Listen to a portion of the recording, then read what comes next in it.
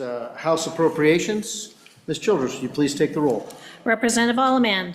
Present. Representative Angelos. Here. Representative Haroldson. Here. Representative Pendergraft. Here. Representative Sherwood. Here. Representative Smith. Here. Chairman Baer. Here. Mr. Chairman, you have a quorum. Thank you. So the order of events here, I think, Senator Hicks, you'd probably like to start with 70? That'd be all That's right? the way it's listed, Mr. Chairman. Yeah, we'll do that, and then we have a re-referral, Senate File 17, which we will do last today. All right, Senator Hicks, thank you for being here at House Appropriations. Please proceed with Senate File 70. So, Mr. Chairman, members of the committee, Senate File 70, I'm going to give you a little background on it.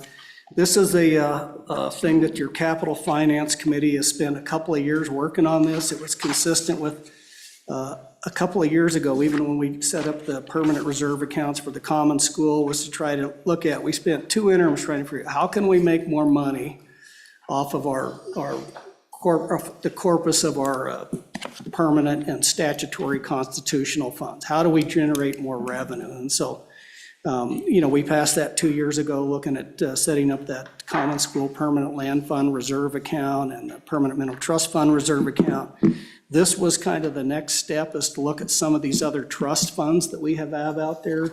This deals specifically with the Wildlife Natural Resource Trust Fund and also the Cultural Resource Trust Fund. And we looked at some of the others, and they just didn't have enough money in them based on the information from the investment staff with the Treasurer's Office. So, because these were the 2 biggest statutory trust funds that we have, I don't know what the exact balances. The Wildlife Trust Fund's a little over 200 million. The directors are here, they can give you those numbers. So what the bill does is contemplate removing, and I'm just going to walk through real quick. So number 1, it removes the inviolate nature. And so when we talk about that, it's a statutorily inviolate. And the reason we're removing that is because that constrains the investment staff on how they can invest those monies. And so the idea of removing that is to actually increase the investment returns. It provides more flexibility for the state treasurer's office. The second very important thing in this is it establishes a spending policy for both of those accounts. So let me explain historically how they operate. Historically, right now, they're invested by the state treasurer's office. I believe both of them are in Pool A. And that just spins off interest income. That goes right back to the agencies, and they spend that money. And so that's how it currently operates. The reason that we're putting a spending policy in here is we're anticipating enhanced returns, but the spending policy is then designed to start inflation-proofing those accounts. And so by setting that spending policy in place, it provides a guarantee amount of money. Before, they were just completely reliant on whenever the investment returns were, and then however they had managed, and a little bit different between the cultural resource and the trust fund, because one had an income account and the other didn't. We clarify that. So historically, it was whatever money come in was available for expenditure. Historically, the legislatures continued to put money in there. The target was 200 million on the trust fund. It's a whole discussion whether that was adequate, and even with the cultural resource trust fund. The idea was to inflation-proof these accounts. So the account themselves started creating revenue back to the trust, which eventually will start to raise those as investment returns. And so 2 components there. One was to remove the inviolate statute so we could achieve a higher rate of return on those investments. Number 2 was establish a spending policy that then guarantees a level of income every year so those boards know what they've got, but any excess above and beyond that goes back into the corpus to start to inflation-proof those. The other thing, it redirected the deposits and the investment earnings into the corpus. That's anything in excess starts to revert back in there. Number 4, we remove specified statutory language that they're going to be invested in Pool A. They will not. They may or they may not. Most likely not. The way they're set up could have a different asset allocation than Pool A does for the very purpose. Pool A is a liquid pool that they can start looking out and investing much longer horizons to get those higher rate of returns. Number 5, it just makes a few conforming amendments in the bill. And then 6, it repeals the inconsistent and obsolete statutory language. We're going to clean that up. And then it provides a remedy for prior appropriations in any, so there's already money in these accounts. It just specifies how those will be handled going forward. So, Mr. Chairman, those are the kind of the 7 overarching things we do here. But the big thing is inflation-proof the account, provide higher rate of returns, and then provide a steady flow of money for the boards and commissions. I can't emphasize enough. This is about making money with our investments and to provide a constant source of fund for the trust funds. So with that, Mr. Chairman, we can walk through the bill, but that's exactly everything that the bill does. It's to your discretion, Mr. Chairman, whether you want to walk through page by page or have a little broader discussion. What's your pleasure? Senator, let's have a broader discussion so we can get through both bills today. All right. So, and Mr. Chairman, obviously I've got the directors of the 2 agencies that oversee these if there's questions for them. And so with that, Mr. Chairman, I ran some math earlier today, and so just if we move, say, like the Wildlife Natural Resource Trust Fund, once we get into this model and we get that asset allocation, even a 2.5% increase in return above what we currently get in Pool A would generate about $1.5 million a year in investment income above what we're currently getting in that pool. So you look at a biennium and all of a sudden, and those are just average assumptions. On a good year, it certainly could be a lot more than that. But that spending policy, again, will allow them to get that 4%. But with that, Mr. Chairman, I stand for any questions. Questions for the bringer? I have a question. You know, this flow into a spending account, an income account, and this, you mentioned it's going to be a guaranteed amount. I assume that's because you're restricting it to the spending policy amount.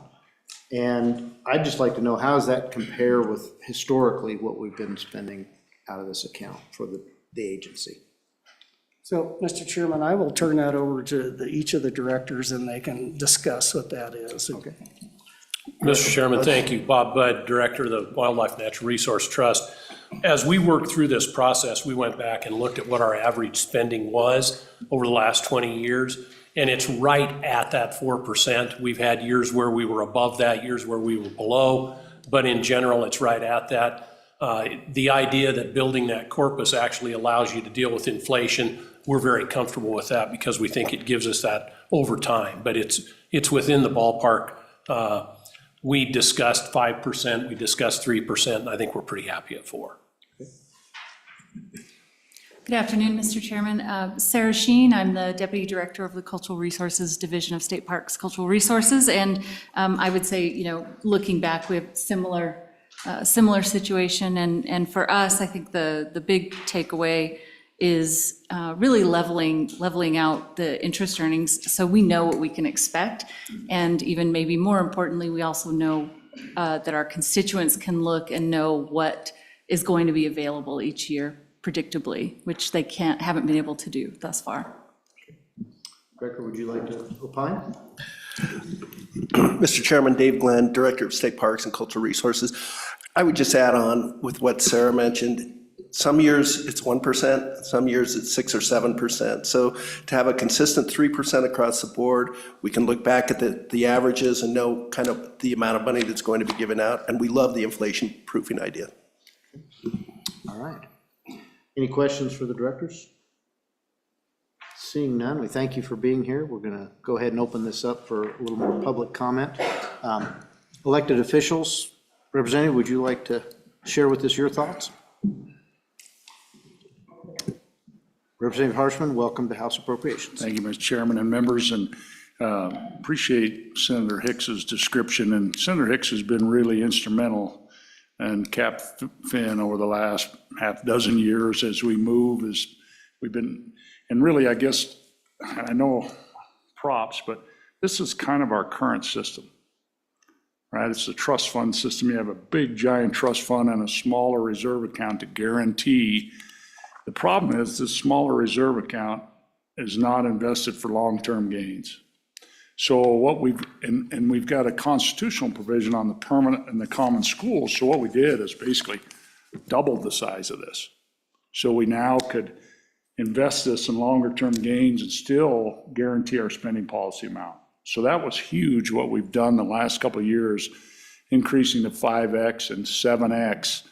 And as those become a third and growing of our revenue stream for the state, to make it very stable.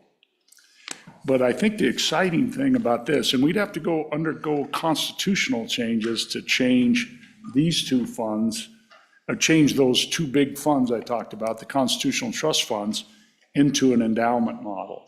And what Senator Hicks just described is really this, I draw it like this, really. It's actually just one box.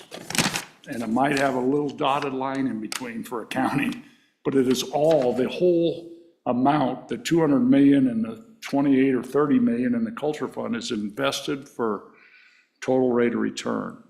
But we can spend out of the corpus when we don't meet that. So you don't have a reserve account anymore. It's all one big fund that will do better and make more money, and it'll generate the 4% and the 3%. But if we do have a bad time, we can go back and pick up 0.5% or 0.25% out of the endowment. Highly unlikely, but I think, Senator Hicks can talk to this, but it's been really it'd be an incredible goal of our state if we could change our constitution to make our two constitutional trust funds endowments. They would make more money for the state, but that's a bigger, longer, tougher discussion, and we've done the best we can with an increased reserve amounts.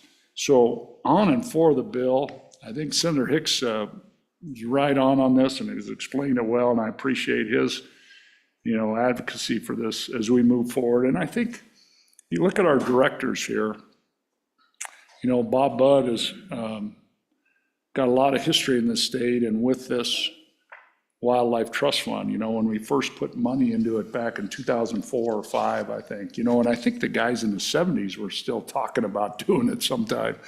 And we had money, we put 100 million in back then, and the goal was 200 million, and we finally were able to, and Mr. Budd, Director Budd, he's watching that. He's not going to overspend that. But Mr. Budd is not always going to be there. And as we get these kind of future-proofed and get them ready for the next generation of leaders in these agencies, I think this is really a crucial step to do that. And then there's a lot of words in there about spending policy, but it's really that step down to a 5-year average. And you'll see them on both 1 year, 5% of 2 years, 4% of 3 years, and that's just conforming language till we move out to 2030. So anyway, thanks. I appreciate you hearing the bill and encourage your support, Mr. Chairman. Thank you. Questions for the representative? Representative Harold. Thank you, Mr. Chairman, for either the inviolate nature, that conversation about the inviolate nature and removing that for the higher returns. Can you talk a little bit? I mean, obviously, I know you touched on that with your papers and all of that, but could you just point to me, give me just a page number, just so as I read into it, I've been thumbing through and haven't snagged it yet. So if you could grab that for me, I'd appreciate it. Mr. Chairman, that should be one of the feelers if I can find that.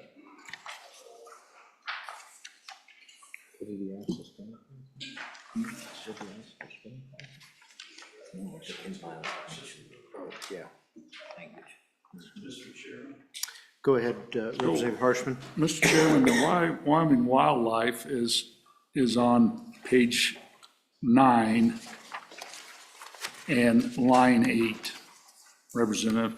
And again, these are statutory inviolate, right? They're not constitutionally protected like the Hathaway and the Wyoming Tomorrow. And then there's similar language like that on the cultural, a few pages back. Representative, as I recall, that was, and when we usually do that, it's in an effort to try to get higher returns, making it inviolate enough that the investment team can be a little more aggressive, but obviously it's not the same as what we're trying to do with this bill. Do you agree with that statement? Chairman, me personally, and I won't, and I'll let Senator Hicks his opinion, I think it's more about what you have to hold and when you have to sell it. And I think that's a big deal, I think, so. Probably the best example that I can give you this is, and we passed out that joint resolution you guys have sent over on this, changing the word in our Constitution from income to earnings. And so I talked to our CIO, and so New Mexico did this a few years ago. So they operate their big school trust fund, just like we're proposing to do here. And so last year, even with a good investment return environment, because income has very specific names, and typically you're looking at fixed income because it generates interest income. It doesn't bring in the concept of dividends and capital gains. And so, but New Mexico did this. So they moved to exactly the kind of model that we're talking about here. And so I talked to our CIO last week and I said, so if we had this in place, whether it was this count, but specifically on the school foundation program account, because that resolution speaks to changing those, just that word from income to earnings. New Mexico last year did 9% return on their investments. We did 6 on the common school, on the big corpus for the common school permanent land fund. We've got $5.4 billion in that account. Had we just got 3% more increase in returns, it was $171 million in 1 year. That was the difference between New Mexico's endowment model and what we've described here, and just relying on fixed income. Fixed income means it has to generate money, and so you can't invest these in long-term and have a hit, say equities, and have a 1 year downturn and lose 3 or 4 or 5%. You can't do that. You have to provide that income, and the only way you can do that is through fixed income investment, like U.S. government treasuries, short-term bonds, that are going to yield that. You know, you put $5,000 in, you're guaranteed 5% return. That's what you're going to get.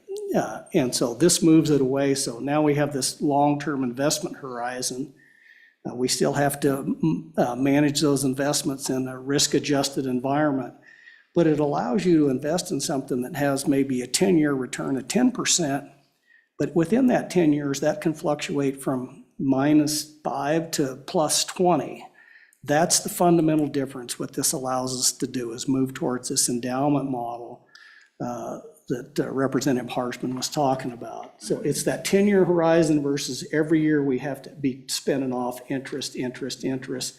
No, we can move in this direction. And as we've seen from the New Mexico model with their school foundation program, we'd have been $171 million more in the school foundation program's account last year had we already done this.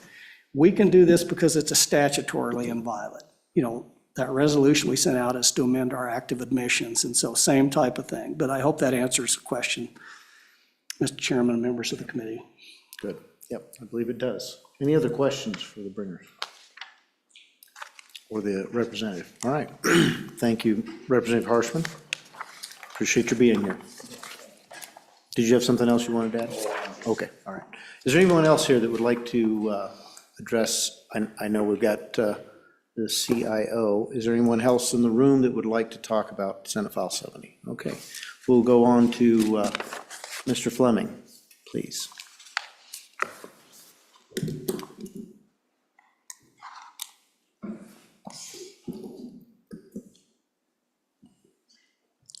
Mr. Fleming, welcome to House Appropriations again. Mr. Chairman, members of the committee, Patrick Fleming, CIO for the Treasurer's Office.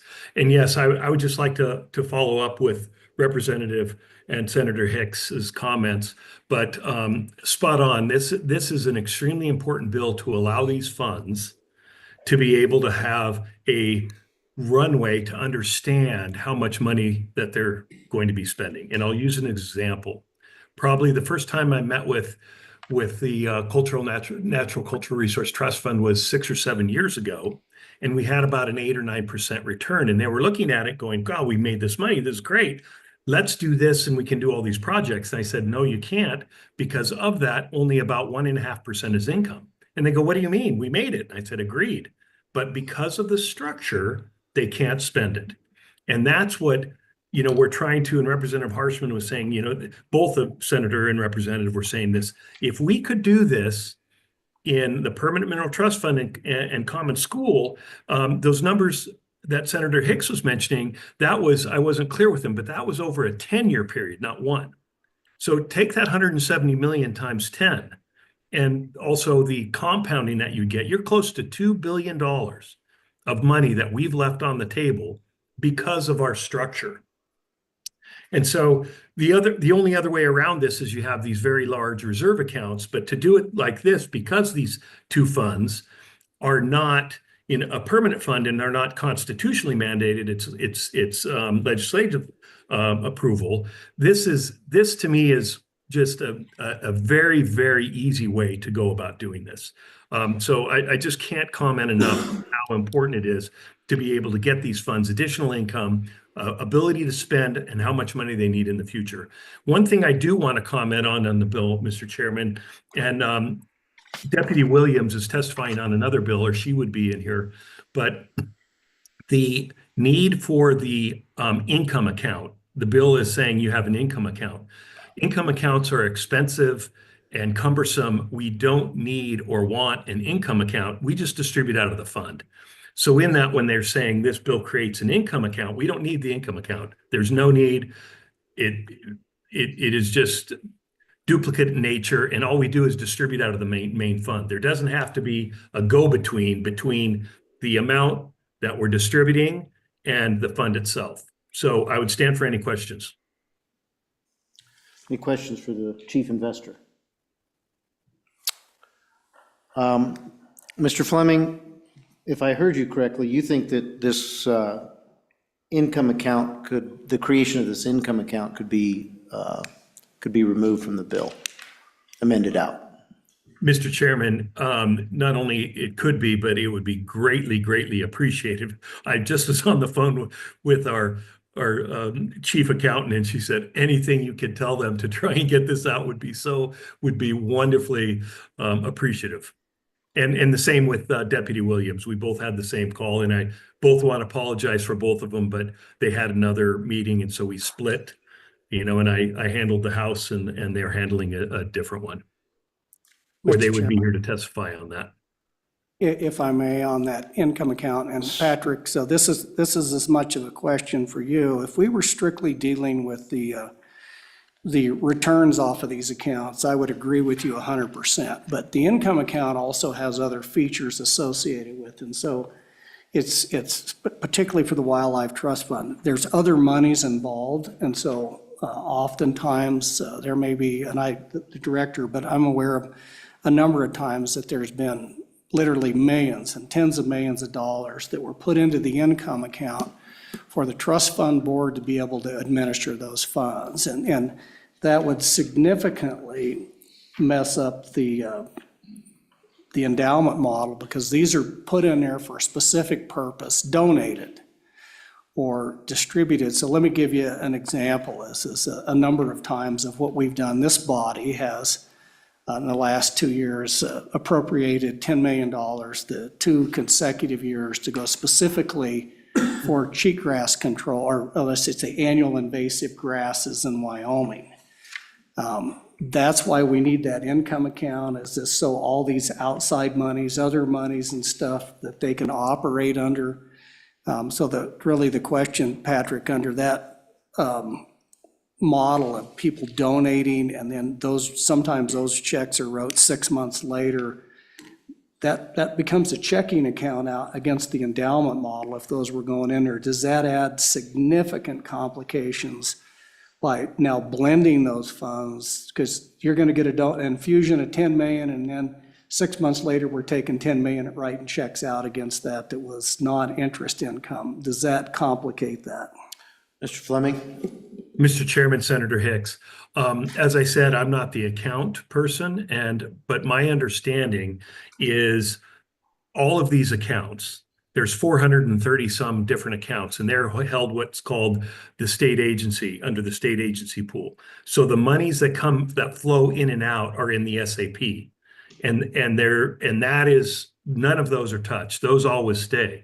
And so then what we do when we distribute, by definition for this law, we would do that 4% and 3% spending policy. We then kick the money into the SAP, into their account there, and that's where the monies come and go. So all of the agencies, the state agencies, have an SAP account that all the monies get transferred in and out. So, Mr. Fleming, just for the sake of the public and all of us newbies on appropriations, would you please explain the SAP acronym for us? Oh, we lost him right when it was important. Oh, I'm sorry, I must have clicked the mute, I apologize.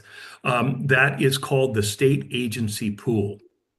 And it's over $5 billion of monies that all of the agencies in the state have.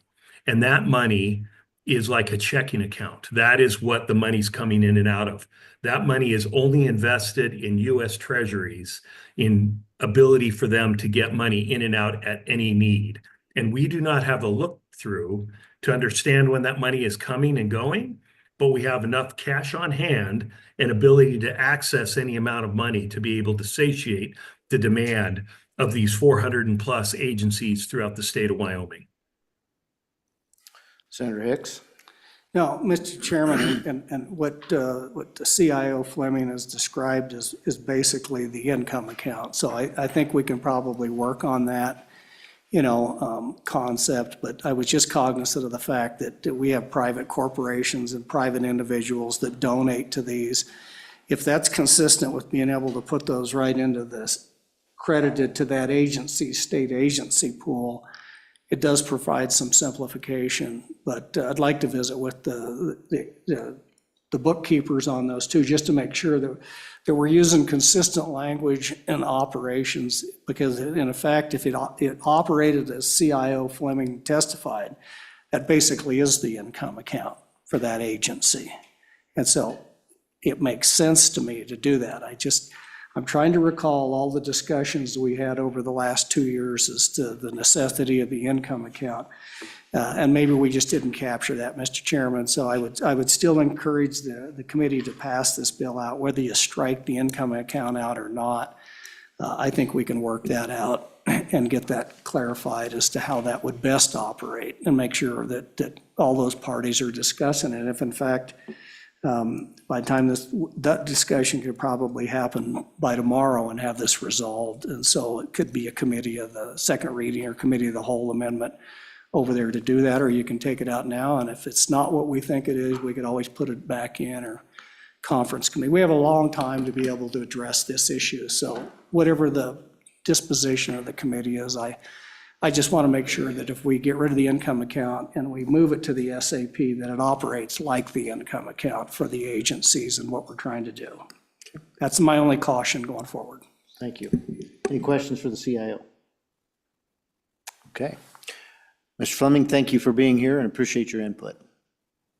Thank you, Mr. Chairman. All right, any other comments on Senate File 70? Anyone want to discuss? All right, seeing none, we'll close public comment. And I assume, Ms. Childress, we don't have anyone else online? Okay. All right, committee, what's your pleasure? Move to pass by Haroldson, seconded by Smith. All right, we'll work the bill. Page 1.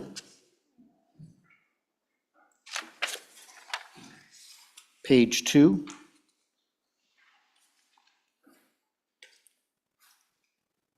Page 3. Representative Haroldson. Thank you, Mr. Chairman. So here where we have this account, what I'll do is, if it's the privilege of the committee, if it aligns with the desire of the committee, I'll work with the bringer of the bill to make sure we get that language right and bring it on a committee of the whole or a second reading amendment. That I think would be preferred. Is there any discussion on that suggestion? Okay, we'll move on. All right. Anything else on page 3? Page 4. Page 5. By the way, I was going to point out that on page 3 is where that other language about inviolate account is. Page 6. At the top of page 6, we have the spending policy for this account. page 7, page 8, page 9, page 10, page 11, page 12, page 13 on line 12, you can see it's 4% for this account. Page 14, page 15, page 16, page 17, and page 18. Hopefully everybody saw the balances on this chart on the back on your fiscal note, as well as the average amount of money coming out of these accounts at the spending policy amount. Further discussion on the bill? Seeing none, Ms. Childers, please take the roll on Senate File 70.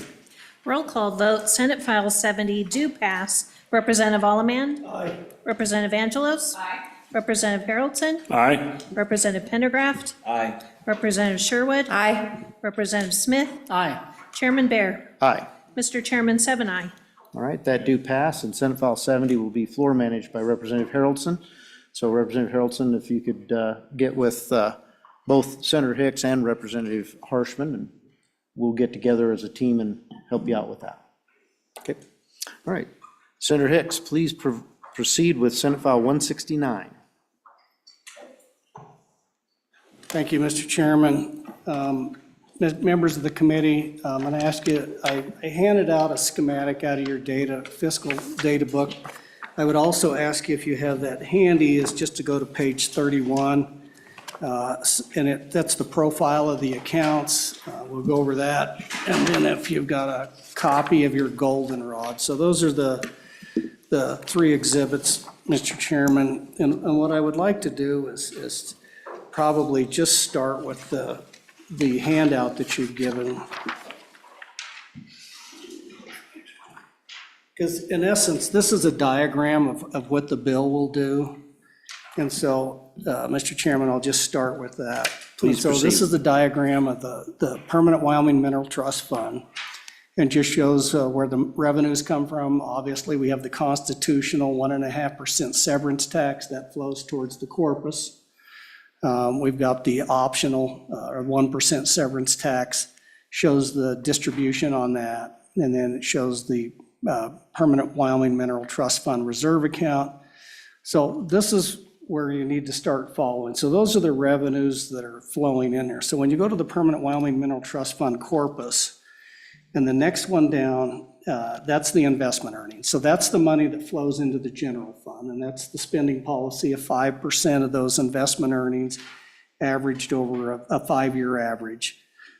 You can see in 2024, when this was done, that was just short of $300 million that flowed down in there. Then that money flows down into the general fund. And we have a 2.5% spending policy on that. So here's where the bill starts to kick in. Currently, once that money flows out of the general fund, then we split that.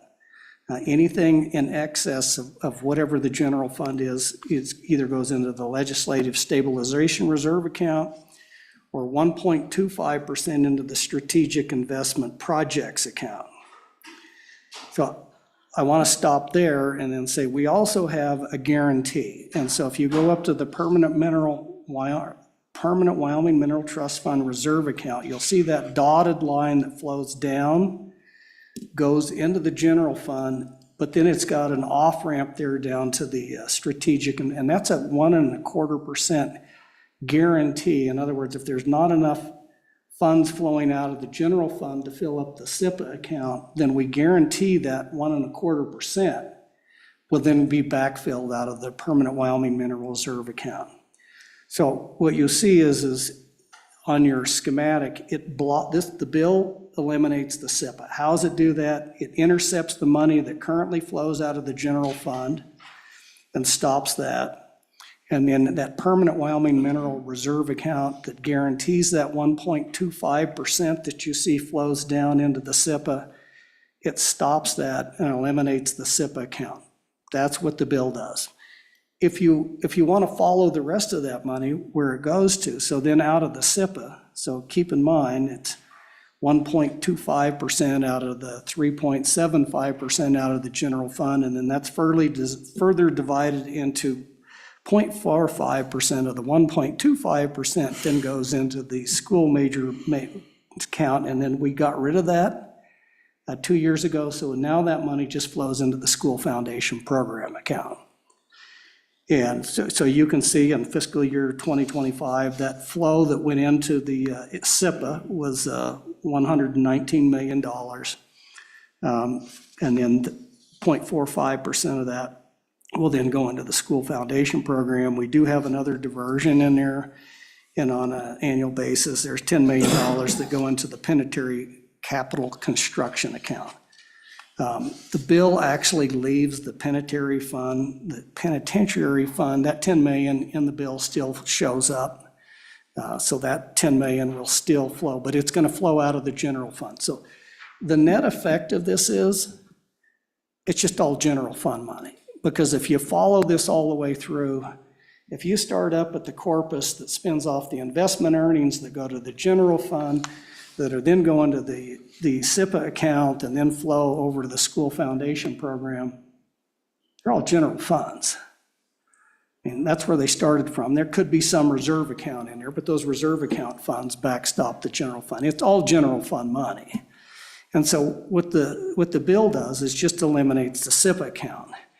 And for us that have been long enough to understand what the SIP account was, and if you go to page 31 now and talk about what the SIP account was set up for, how it was supposed to operate, and then the question we have today is operating like it was anticipated.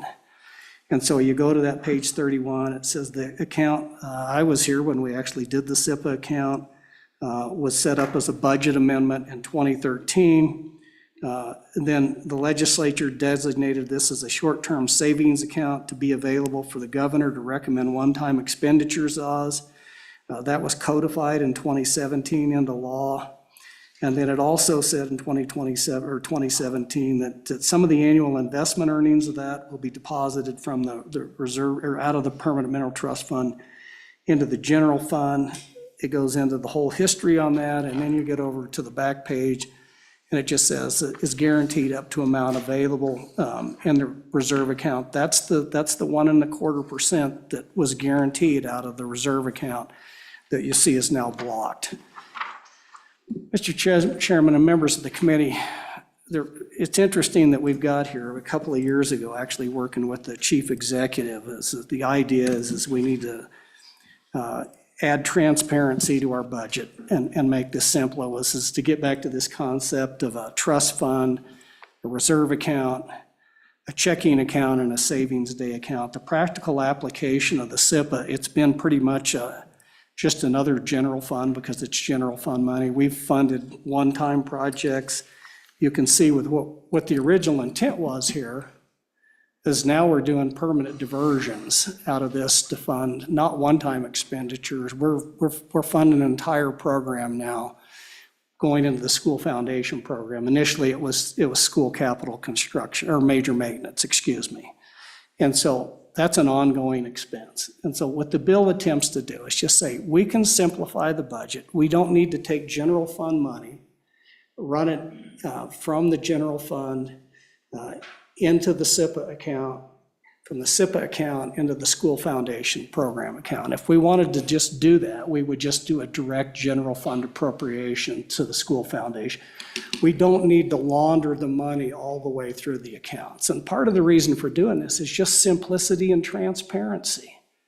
It's much easier to see when you just do a direct appropriation out of the general fund to the school foundation program. My concern has always been as a member of this legislature, and this is you folks on appropriations know this is tremendously complicated. It's hard to understand sometimes where the money's coming from and where it's going. Just adds a lot of transparency to our budgeting process. Say, if we're going to use general fund money, we should call it that and do an appropriations. The way these currently work is they're auto appropriations.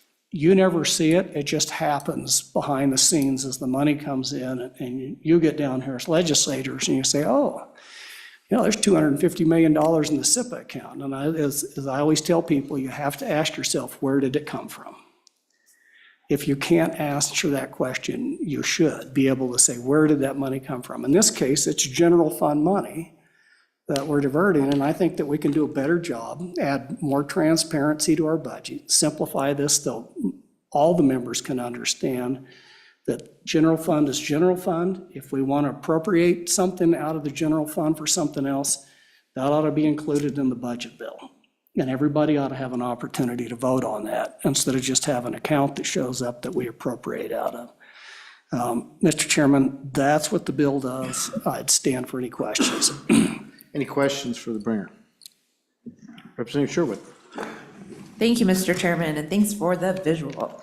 Okay, so as I understand it, right now, out of SIPA, the School Foundation Program will receive in fiscal year '27 around 60.4 million.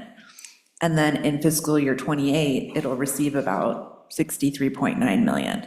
So if we adopt the bill, we do away with SIPA, then am I correct in concluding that we will then have to make an appropriation from general funds into the School Foundation Program to make up that loss, quote unquote loss, that would flow through the SIPA? Senator Hicks. Mr. Chairman, so long as there's the deficit in the School Foundation Program, the answer is you have two choices then.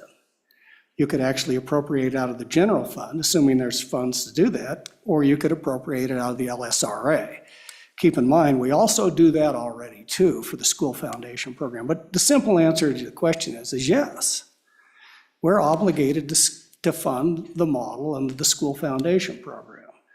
I just think it adds transparency. Say, if we're going to do that, let's appropriate the money and then fund the School Foundation Program. The general fund backstops everything. And so the simple answer to the question of Representative Sherwood's, that's exactly what would happen. If we had a shortfall in the School Foundation Program, we're going to have to appropriate money to fill that hole. Now, if there's insufficient funds, so the general fund would be the first one. If that's insufficient, then you go to the LSRA, which we already do appropriate out of the LSRA for the School Foundation Program on a biennial basis anyway. But that is a yes answer to your question. Follow-up, go ahead, Representative Sherwood. Thank you. Yeah, I just, again, thinking about all of the moving parts of this, my understanding is that we are expecting a shortfall to the School Foundation Program account. So we should just be eyes wide open, right, in going into this conversation. So, Mr. Chairman, you're absolutely right. And so right now, if you look at the long-term profile, it's posted right out here on the door. Under the current scenario, assuming investment returns, mineral severance taxes, sales tax or similar based on the Craig report, you get out 2 bienniums, you're looking at a $250 million shortfall. So yeah, we've got a big hole we're going to have to fill. Further questions for the bringer? I have a question, Senator Hicks. I mean, obviously, these are set up as auto transfers. We have these specific things, and then we're pulling out, I think you're maintaining an automatic transfer, the 10 million to the penitentiary fund, the way I read the bill. But we're doing away with the automatic transfer, the 45% for the school foundation. So those transfers would have to be, if a decision was made to take it out of the general fund, that would be based on the body's decision to do so on a biannual basis if you're doing it in the budget, or annual if you choose to use the supplemental as well. Is that an accurate statement? That's absolutely correct. Okay. And the automatic transfer, of course, would be out of the backstop in the LISRA if you failed to do it. So, Mr. Chairman, I included the prison account in here clearly. If the committee wanted to pull that out, we could. That's a discretionary expenditure at some point in time. I don't know what the balance is. It's $40 to $50 million in that account. But if that's something the committee wanted to strike that out, you're not going to give me any heartburn, any at all, to do that. I think there's actually kind of a little bit of an issue of parity there. But just know in the future, we're probably going to have to build out another someplace, either a medium or a full security prison in the state of Wyoming. I believe, Senator Hicks, we spent some money out of that account for some new locks this year, so already. Well, you appropriators do that much better than us ex appropriators, so if you've already spent all that money, then, but you could eliminate that auto transfer too. Okay. All right. Seeing no further questions, we'll go ahead and open up public comment. Representative Harshman, would you like to opine on this one? Yeah, thank you, Mr. Chairman, and I think just a little more history on this. I think when the SIPA was set up, it really, it was really a recognition of what are the ordinary expenses of government, and this major maintenance and construction is pretty ordinary. And then coupled that, no more coal lease bonus. Under the Obama administration, we went from having tens to hundreds of millions a year to zero.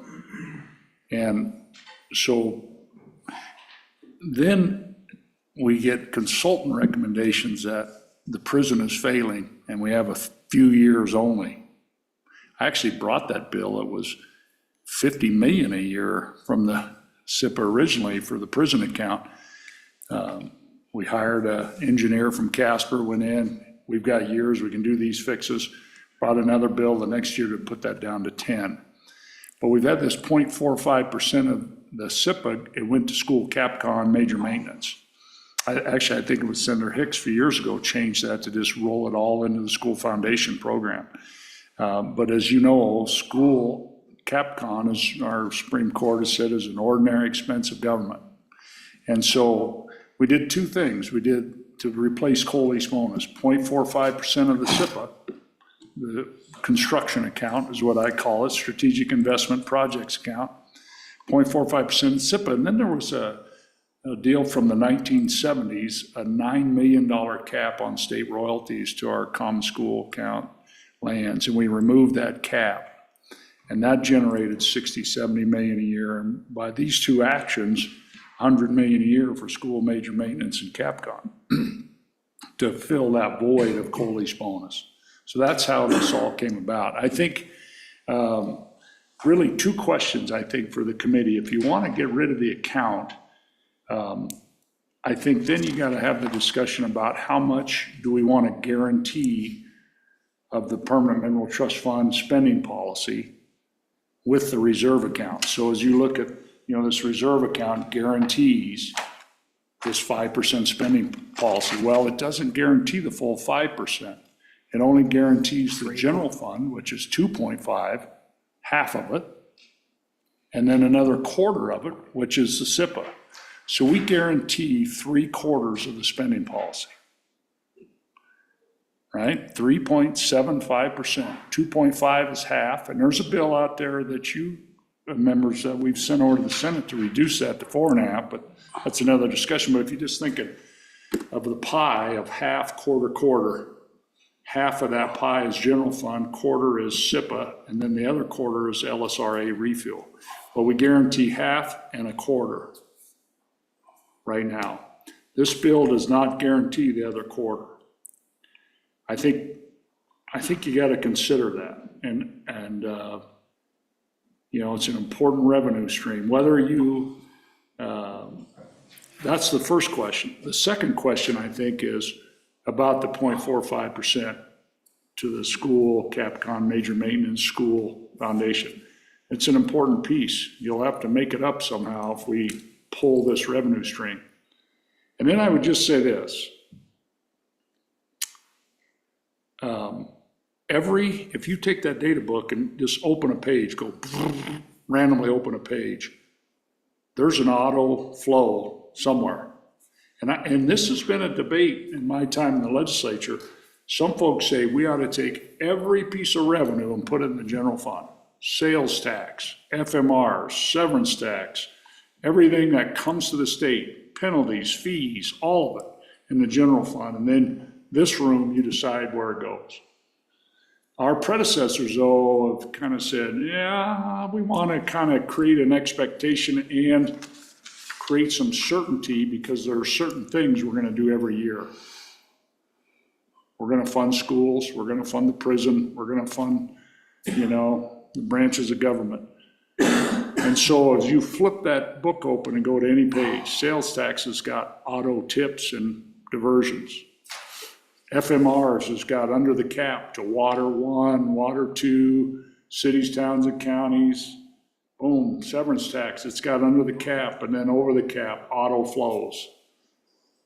So I think we're all conflicted in that. I mean, that's our system, and I think it's worked really well, and it's got decades of experience. So, and I guess the last thing I would just say, and really, I think our chart in the data book needs a little updating, because this investment earnings, it doesn't really flow through the general fund into the SIPA. It's got its own separate line here. It flows right out of investment earnings into the strategic investment projects account. And then if there's enough over 3.75%, it'll fill up the LSRA. So I think 2 questions: guaranteeing that other quarter of the spending policy, which I think we should do.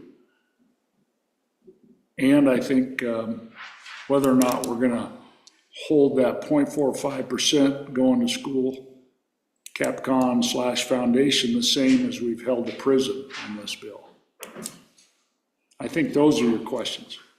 I think is, if you want to move this bill forward, those are important questions to answer and that we got to come to grips with. And so if you choose not to guarantee the 1.25%, it's about 120 million a year in revenue that from our money that has been invested that will not be guaranteed. That's about a half penny sales tax. That's a significant amount of property tax. That's a lot of money to say, we've counted on it in the past, but we're not going to count on it anymore. So and I think there's way, you can pass it and guarantee just part of the LSRA.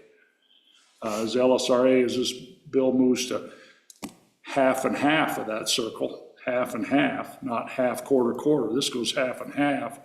You could guarantee a certain percentage of that and continue that. You wouldn't have to guarantee all the LSRA, but guarantee a part of that, I think, would be important. So those are my comments, Mr. Representative Pendergrass. Chairman. Thank you, Mr. Chairman. Thanks again, Representative Harshman, for being here. We heard a little bit from Senator Hicks about the penitentiary capital construction account. And, as was noted, we dipped into that yet again this year. What are your thoughts on that? Where do we stand? Where should we go? Representative Harshman.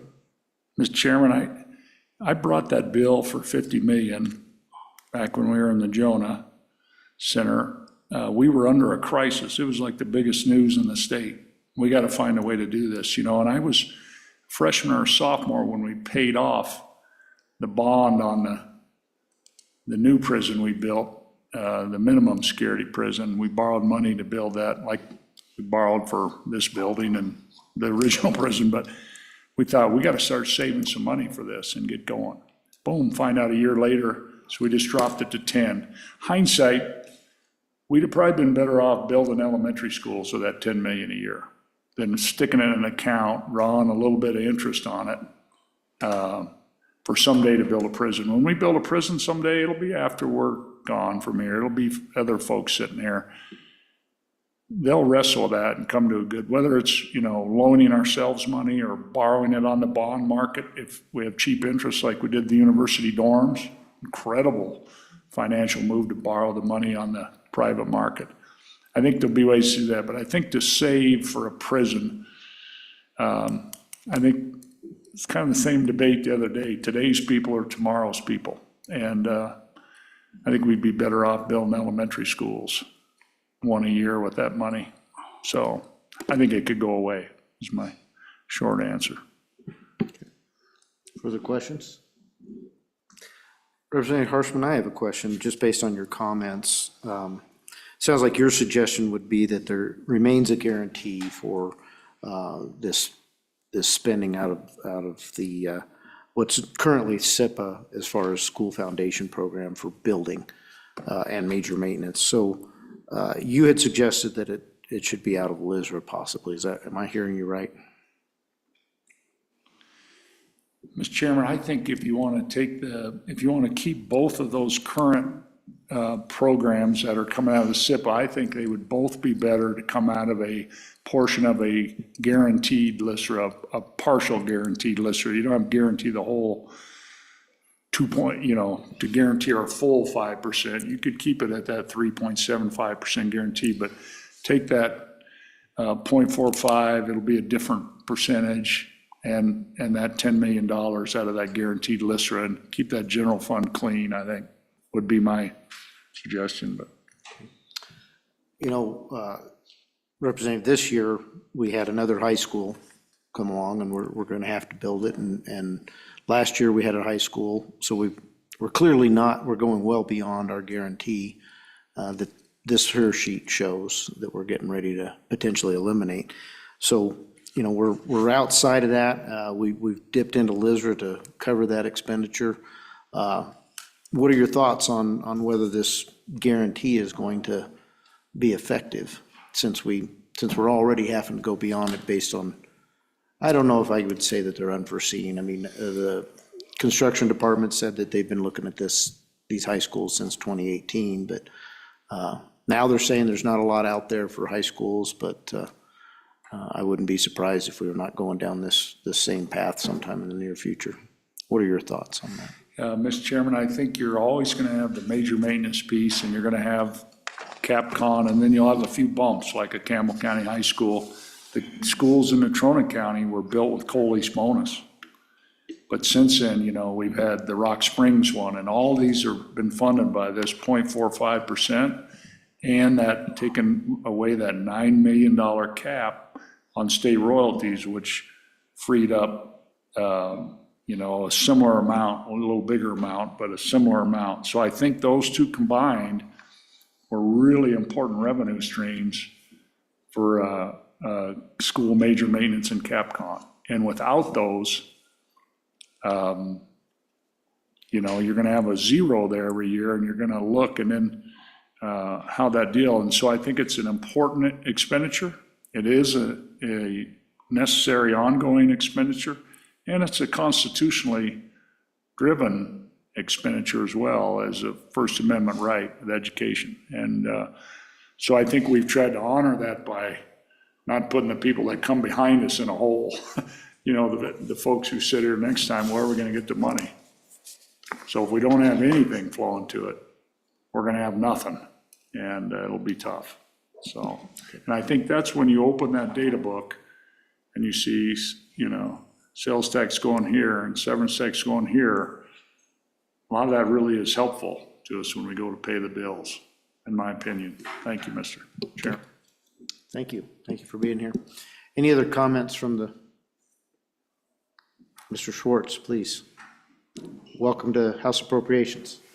Thank you, Mr. Chairman. Good to be back. Good to see all of you. I realize we're out of time, so we're gonna probably, I'll let you go ahead and give us your thoughts on this, and then we'll bring this back to, are you guys okay with meeting upon adjournment to close this bill out?